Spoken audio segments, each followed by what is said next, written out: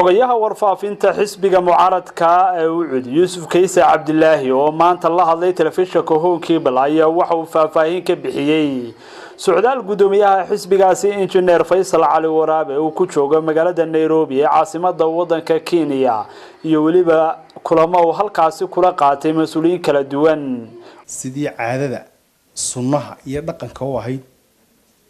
gudoomiyaha xisbiga mucaaradka ee Ucud waxa uu 7 bisha u anbabaxay dalka Kenya oo ugu baxay hawlo qaran sideen wada ogsoonahay markii doorashada dalku dhamaatay ilaa maanta gudoomiyuhu ama dibad ha joogo ama gudaha joogay waxa uu ka shaqeynayay hawlaha qaranka iyo qarankan sidoo uga mid noqon la beesha caalamka sida daraadeed safarra waa ogeydeen dhawaanahan ugu baxayay dibadaha markuu soo noqdona waa ogeydeen inuu hawlaha qaranka uu dhinaciisa qabanayay sida daraadeed waxa uu safar shaqo ugu baxay dalkan jaarka nahay ee Kenya isagoo safarkiisa shaqadiisu shalay ay bilaabantay ayaa waxa uu kulamo gaar la yeeshay oo aynu xusi karno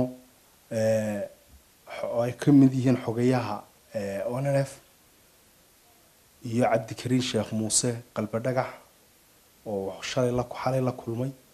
waxa karu la kulmay safaarado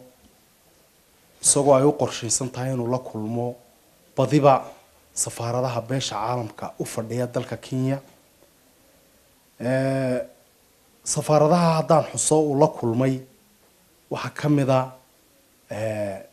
safaarada dalka Switzerland baa kamida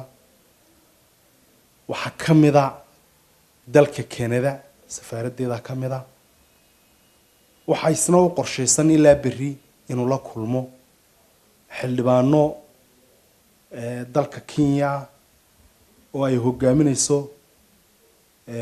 Honor Safiya Abdi Nuur